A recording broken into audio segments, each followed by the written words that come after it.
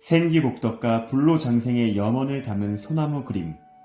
최진규, 약초학자.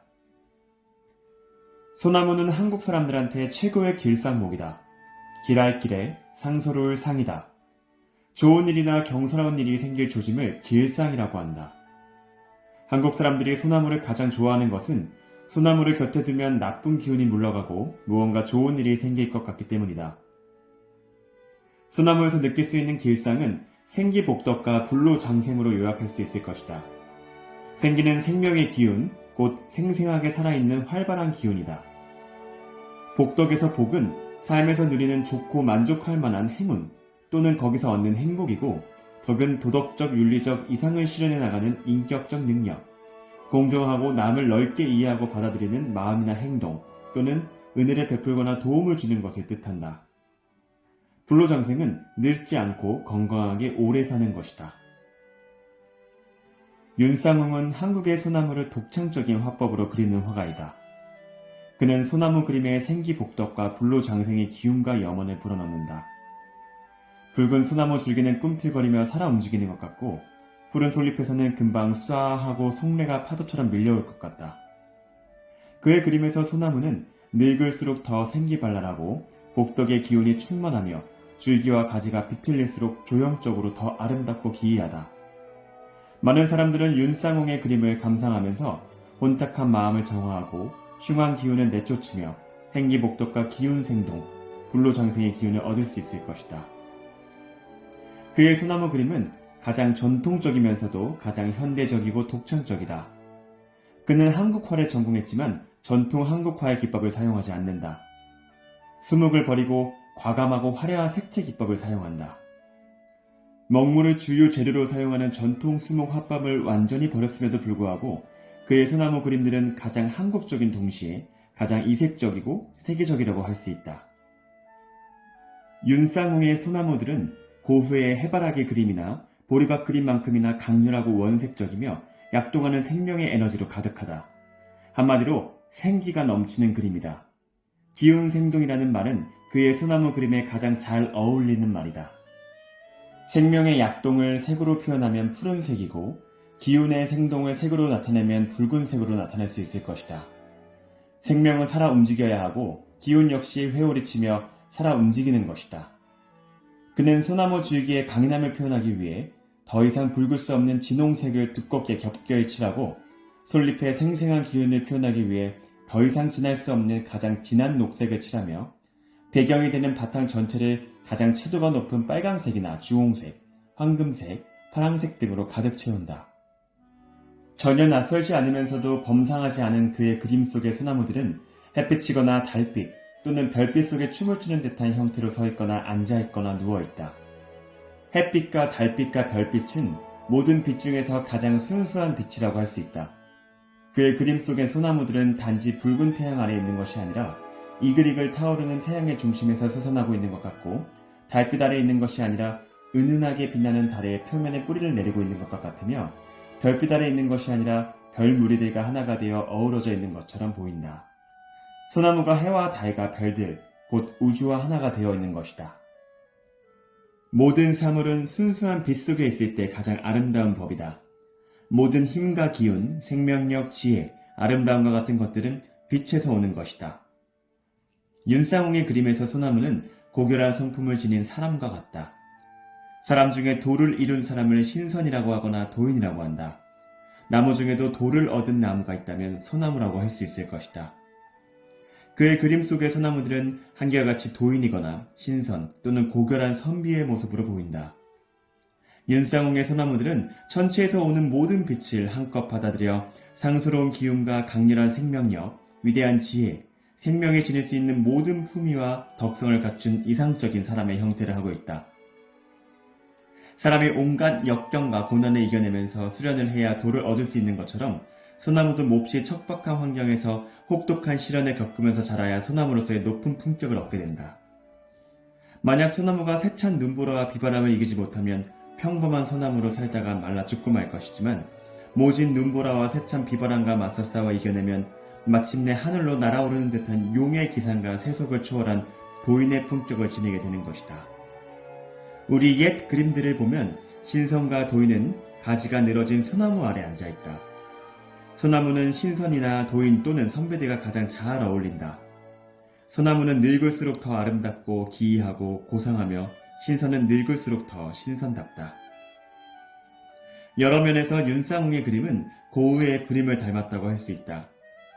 과감하게 붉은색이거나 푸른색 또는 노란색의 순수한 원색을 쓰는 것이 그러하고 정열적이고 역동적으로 살아 움직이는 듯한 소나무를 표현하는 것이 그러하고 태양이나 달, 별들을 화면에 가득 채우는 것도 그러하다. 그의 그림 속의 소나무 줄기는 고흐 그림 속의 측백나무처럼 불기둥이 되고 푸른 솔잎은 푸른 불꽃이 되어 하늘로 타오르는 듯하다. 소나무의 몸통은 붉은 빛깔로 꿈틀거리며 하늘을 향해 타오르는 불꽃과 같고 녹색으로 흔들리는 솔잎은 바람의 파도처럼 일렁거리는 듯하다. 그의 그림의 배경이 되는 선명한 붉은 빛깔은 태양이고 푸른 빛은 달빛이며 황금빛은 노을빛이다. 전통 수목화에서 희거나 빈 공간으로 남겨두어야 할 여백을 그는 햇빛이나 달빛, 노을 또는 별빛으로 가득 채우는 것이다. 화폭보다 거대한 태양의 한가운데에 소나무가 점처럼 박혀있고 달의 한가운데에 소나무가 박혀있으며 노을 한가운데에 소나무가 서있는 것이다. 그의 그림 속에 1월 성신의 모든 기운을 흠뻑 받으며 당당하게 이 산천의 주인으로 군림하고 있는 듯하다. 그는 당나무 껍질로 만든 한지를 해묵은 한옥의 마루판이나 기둥 같은 곳에서 볼 수 있는 소나무 나물결 무늬 형태로 오목볼록하게 요초를 만들고 그 위에 소나무 그림을 그린다. 그래서 그의 그림은 나뭇결이 살아있는 송판의 그림을 그린 것 같은 착각을 불러일으킨다. 천년 묵은 소나무 판자에 그린 천년 묵은 소나무 그림이 되는 것이다. 그의 그림 속의 소나무는 줄기는 선명하게 붉고 잎은 선명하게 푸르다. 여백이 되는 바탕색 역시 강렬한 붉은 빛이거나 푸른빛 또는 찬란한 황금빛이다. 윤쌍홍은 소나무를 우주의 중심에 놓고 있다. 소나무를 중심에 두고 산수 풍경이나 해와 달, 별 등을 배경으로 배치하고 있다. 그의 그림에는 해와 달, 별, 산수 풍경 같은 대자연과 천체가 들어있지만 주인공인 소나무를 보조하는 사물에 지나지 않는다. 윤쌍홍은 소나무를 이 나라의 산천과 이 나라에 자라는 문나무들의 임금일 뿐만 아니라 해와 달과 별 등 우주 만물을 다스리는 군주처럼 표현한다. 소나무가 없는 풍경은 한국의 풍경이 아니다. 소나무가 없는 강산은 우리나라의 강산이 아니다. 소나무는 이 나라의 산천과 강산의 진정한 주인이다. 소나무는 우리나라 바위투성이인 산천 풍경에 가장 잘 어울리는 주인이다. 우리의 조상들은 소나무는 임금의 자리를 상징하는 나무로 표현하였다. 임금이 나랏일을 보는 궁궐의 근정전의 어자 뒤에는 1월 5학도가 병풍으로 둘러있다. 1월 5학도 앞에 임금은 붉은 색깔과 금색으로 치장한 공룡포를 입고 용상에 앉아 나라의 모든 일을 본다. 1월 5학도에는 소나무가 해와 달, 오악과 어울려 나란히 그려져 있다. 1월 5학도에서 해는 임금이고 달은 왕후이며 오악은 곤륜산이거나 금강산, 묘양산, 지리산, 백두산, 삼각산의 5명산을 가리킨다. 1월 5학도는 임금이 다스리는 우주와 천지를 나타내는데 소나무는 유일한 생명체로 강산의 주인으로 표현하고 있다. 생명은 빛에서 오는 것이다. 태양보다 더 밝고 강렬한 것은 없다. 달보다 더 은은하고 아름다운 것도 없다. 별보다 더 찬란하고 맑은 것도 없다. 뭇 생명들의 생명력과 힘, 아름다움, 지식과 지혜는 해와 달과 별에서 오는 것이다. 그런 까닭에 윤쌍홍의 소나무들은 강렬하고 밝고 아름답고 찬란하고 강건하다. 소나무는 그 자체가 임금이다. 소나무를 흔히 100가지 나무의 대장, 곧 백목지장이며 만가지 나무의 임금, 곧 만수지왕이라고 한다. 윤쌍홍의 그림에는 소나무가 주인이다. 과감하게 모든 배경을 생략하고 온전히 소나무 한두 그루로 화면을 꽉 채운 그림이 주를 이룬다. 윤쌍홍의 소나무 그림은 모두 용의 형상을 하고 있다고 해도 틀린 말이 아니다. 천년 동안 온갖 고난과 역경을 이겨내고 마침내 비바람을 다스릴 수 있는 여의주를 얻어 하늘로 날아오르는 용의 형상을 나타내고 있다. 뱀은 사람들이 혐오하고 징그럽게 여기는 동물이다. 그런데 뱀이 천년 동안 돌을 닦아 여의주를 얻어 승천하면 풍운 조화를 부릴 수 있는 용이 되고 돌을 얻지 못하면 이무기가 되어 온갖 심술을 부려 세상을 해친다고 한다. 뱀과 같은 미물일지라도 역경과 고난을 이겨내고 돌을 얻으면 용이 되고 사람이 돌을 얻으면 신선이 되는 것이다. 사람이 돌을 얻으려면 고된 노력과 뼈를 깎는 수행을 해야 한다. 수행의 과정에는 갖가지 어려움이 뒤따른다. 이 수행의 과정을 돌을 닦는다는 말로 표현한다. 돌을 얻으려면 온갖 고난과 역경을 겪어서 이겨내야 한다. 교행 없이 편안하게 돌을 이룰 수는 없다. 소나무가 용이 되려면 몇 가지 조건이 있다. 기름지고 평평한 땅에서 자라는 소나무는 결코 용이 될 수 없다. 소나무의 줄기가 용의 몸통처럼 구불구불하게 되려면 먼저 모든 나무들이 가장 싫어하는 척박한 땅에 뿌리를 내려야 한다. 바위 틈이거나 절벽 위거나 흙 한 줌 없고 물 한 모금 없는 혹독한 환경에 자리를 잡아야 하는 것이다. 실처럼 부드러운 뿌리로 단단한 바위를 쪼개어 뿌리를 받고 돌을 녹여서 영양분을 얻고 빗물과 이슬로 물을 얻으며 모진 바람과 추위를 이겨내야 줄기가 구불구불해질 수 있는 것이다. 소나무의 구불구불한 줄기는 하늘을 향해 오르려는 온갖 몸부림으로 인해서 만들어진 것이다. 용은 임금의 상징이다. 임금이 입는 옷을 골룡포라고 하는데 골룡포에는 9마리의 용 그림으로 수를 놓았다. 임금의 얼굴을 용안이라고 하고 임금이 앉는 자리를 용산이라고 하며 임금의 씨앗을 용종이라고 한다. 옛사람들은 소나무를 푸른 용, 곧 청룡으로 표현하였다. 주역에서 청룡은 계절로는 봄이고 방향으로는 동방이며 진이다. 동방은 우리나라를 가리킨다. 진방은 동북쪽이다. 지구의 중심에서 동북쪽 방향에 우리나라가 있다. 진은 벼락진이다. 천둥 번개와 벼락에 식물들을 잘 자라게 한다. 바위 틈에 자라는 소나무들은 벼락에 칠 때 순간적으로 일어나는 불꽃에서 생명의 기운과 영양분을 얻는다. 소나무는 극한의 추위와 고난과 고통을 이겨냈기 때문에 그 생김새가 가장 고상하고 아름다울 수 있다. 혹독한 환경을 이겨낸 망고 풍상을 겪으면서 용을 써서 몸통에 용트림을 하느라고 용이 된 것이다. 고든 줄기에서는 힘을 쓸 수 없다. 개구리가 몸을 한껏 웅크렸다가 활짝 펼쳐야 멀리 뛸 수 있는 것처럼 웅크렸다가 펼칠 때 가장 큰 힘이 생기는 것이다. 소나무뿐만 아니라 모든 나무는 하늘을 향해 곱게 자라는 것이 본성이다. 극한의 혹독한 환경에서 살아남기 위해서 무수한 세월 동안 안간힘을 써서 몸부림을 치느라고 몸통이 휘어지고 꺾였다가 다시 일어나고 비틀거리기를 반복하면서 줄기가 구불구불하게 자란 것이다. 우리나라 사람들한테 소나무는 선비의 상징이며 신선의 상징이다.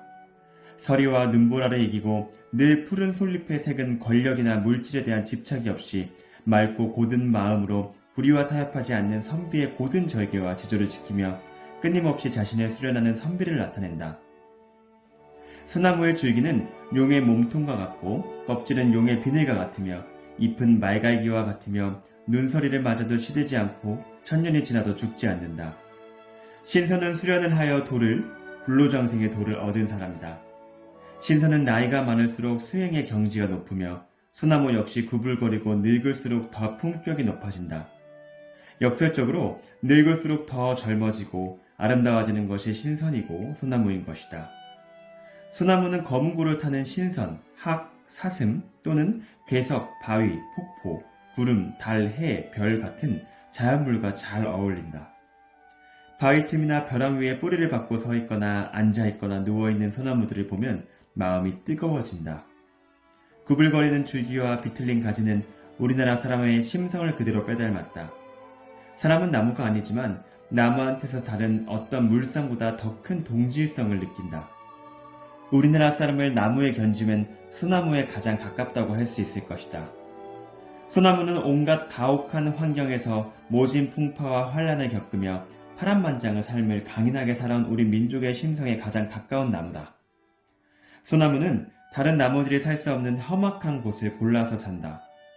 소나무는 흙 한 줌 없고 물 한 방울도 없으며 걸음길도 전혀 없는 바위 틈이나 벼랑 끝 가장 척박한 곳에 바위를 쪼개어 뿌리를 받고 마치 바위와 붙어 한 몸이 된 것처럼 살아가면서도 늘 푸르고 늘 강건하고 강인하다. 모진 풍상에 시달릴수록 오래 살고 자태가 고고하고 기이해져서 마침내 푸른 용이 하늘에 뜬 구름을 안고 있는 듯한 형상으로 완성되는 것이다. 윤쌍움은 모진 풍파를 이겨낸 흔적으로 옹이와 백골처럼 마른 가지가 훈장처럼 남아있는 고색 창연한 소나무를 가장 선연하게 그려낸다. 소리를 하는 사람은 목청이 몇 번에 터져서 피를 토하기를 수십 번 반복하는 수련을 거쳐야만 득음의 경지에 이를 수 있다. 옛사람들이 솔바람 소리를 두고 송래, 송은, 송도 등으로 부르며 아름다운 음악으로 감상하였다. 설야 송래라는 말이 있는데 이는 눈 내리는 밤에 들려오는 솔바람 소리를 가장 아름다운 음악으로 꼽았다. 장구한 세월 동안 벼랑 끝에서 모진 복풍 한설에 시달린 소나무만이 최상의 악기가 되어 득음의 경지에 이른 소리를 만들어낼 수 있는 것이다. 관솔은 수백 년 묵은 소나무가 말라 죽어 소나무의 목질에 들어있는 송진 성분이 줄기의 가운데 부분이나 뿌리 또는 옹이나 마디 부분으로 모여서 단단하게 된 것을 가리키는 말이다. 관솔은 송진의 빛깔로 인해 붉은 아름다운 빛깔이 나고 좋은 향기가 나며 매우 단단하고 수백 년이나 수천 년이 지나도 썩지 않는다. 송진은 소나무의 솔잎이 하늘에 있는 뭇 별들의 기운을 받아서 만들어낸 것이므로 별의 전기가 모여서 쌓여있다. 그러므로 관솔은 모든 사악한 기운과 귀신을 내쫓고 생명을 보호하는 상스러운 기운을 불러들이는 기능을 갖고 있다. 지상의 뭇 생명체들이 지닌 모든 기능과 기틀은 우주의 뭇 별들한테서 온 것이다. 곧 해와 달, 별, 지구, 행성, 해성, 은하 같은 천지 1월 은한 성수에서 오는 것이다. 그렇다면 우리가 해와 달을 비롯 우주의 뭇 별들한테서 오는 기능과 기운을 어떻게 알고 보고 느낄 수 있는가? 맑은 날 칠흑같이 깜깜한 밤에 높은 산꼭대기에 올라가서 밤하늘의 별빛이 무리지어 쏟아져 내리는 곳이 어디인지 살펴보라. 육신의 눈, 곧 육안으로 보려고 하지 말고 마음의 눈, 곧 심안으로 하늘을 올려다보라. 심안이 열리면 하늘의 뭇 별들이 지상의 어느 한 지점으로 별빛이 모여서 빛살을 이루며 쏟아져 내려오는 것을 볼 수 있을 것이다. 하늘의 뭇 별들이 모두 모여 퍼붓듯이 쏟아져 내리는 곳은 어디인가? 밤에 그 위치를 대강 어림잡아 두었다가 날이 밝은 뒤에 가서 살펴보면 그곳은 어김없이 소나무 숲이다. 소나무 숲의 별빛이 가장 많이 조림한다. 소나무가지에 달아있는 수천만 개의 솔잎들이 온 하늘에 가득한 별빛을 끌어내리는 것이다. 마음의 눈이 밝은 사람은 한밤중에 소나무 숲에 가면 별빛이 마치 서치라이트처럼 쏟아져 내려오는 것을 볼 수 있다. 마치 낮의 구름 사이를 뚫고 햇빛의 빛살이 비치는 것처럼 별빛이 어둠을 뚫고 솔밭에 쏟아지는 것을 볼 수 있을 것이다. 솔밭에는 밤낮 없이 하늘에서 맑은 별들이 쏟아져 내린다. 밤에는 그 별빛을 눈으로 볼 수 있지만 낮에는 보이지 않는다. 낮에는 햇빛으로 인해 너무 밝아서 보이지 않을 뿐이지 별빛이 없는 것은 아니다. 헤아릴 수 없이 많은 별들이 내려보내면서 나오는 청명한 기운과 기능을 솔잎으로 받아들여 소나무 줄기와 뿌리에 저장한다. 소나무가 지닌 청아하고 강건하며 해맑은 기운은 별빛을 받아서 만든 것이다. 소나무 가지에 붙어있는 수없이 많은 솔잎들은 그 하나하나가 역시 헤아릴 수 없이 많은 별들의 에너지를 받아들이는 수신기다. 별들이 무수하게 많기 때문에 솔잎도 무수하게 많다. 뾰족하게 생긴 솔잎의 구조가 우주의 별빛을 받아들이기에 제일 알맞은 구조를 지니고 있다. 수억 광년 또는 수십억 광년이나 떨어진 별에서 오는 기운에 지구에 있는 모든 생명체가 감응한다.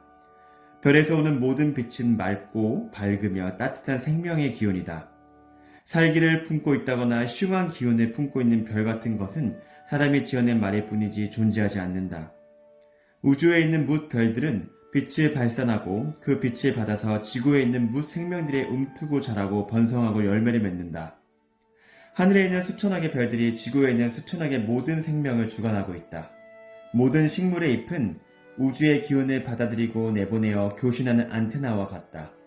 소나무, 잣나무, 전나무, 구상나무, 가문비나무, 향나무 같이 잎이 뾰족한 침엽수들의 잎은 뭇 별들이 내보내는 기운과 기능을 받아들이기에 알맞은 구조를 지니고 있다. 밤중에 솔밭이나 잣나무 숲을 거닐어 보면 하늘에서 쏟아지는 별빛으로 인해 그 주변이 유난히 더 밝고 청명한 기운을 더 많이 느낄 수 있다. 우리나라의 산천에 유독 청명한 기운이 넘쳐나는 것은 우리나라의 많은 소나무의 잎이 유난히 맑고 밝은 별 기운을 많이 받아들여서 그 기운으로 온갖 사물에서 뿜어져 나오는 탁한 기운을 정화하기 때문이다. 온갖 탁하고 좋지 않은 기운들은 솔잎과 송진에서 나오는 기운에 닿으면 타서 사라지거나 맑게 정화된다. 그래서 누구든지 소나무 숲에 가면 정신이 맑아지는 것이다.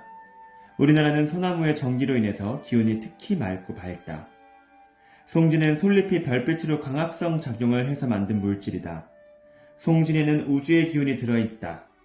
송진은 우주의 뭇 별들이 발산하는 청명한 기운을 많이 받아들인 것이므로 정신을 총명하게 하고 마음을 안정시키며 몸 안에 있는 온갖 귀기와 사기를 내쫓는 효과가 있다. 송진 덩어리나 관소를 몸에 지니고 있거나 집 안에 두기만 해도 나쁜 기운이 집 안에 들어오지 못한다. 소나무를 두고 백목지장이라고 하는 것은 나무 가운데서 제일 오래 사는 축에 들기 때문이다. 소나무가 다른 나무보다 오래 사는 것은 뭇 별들 중에서 새성, 곧 목성의 기운을 많이 받아들이기 때문이다. 목성은 뭇 생명의 수명을 관장하는 별이다. 사람도 목성의 기운을 많이 받아들이면 수명이 길어진다.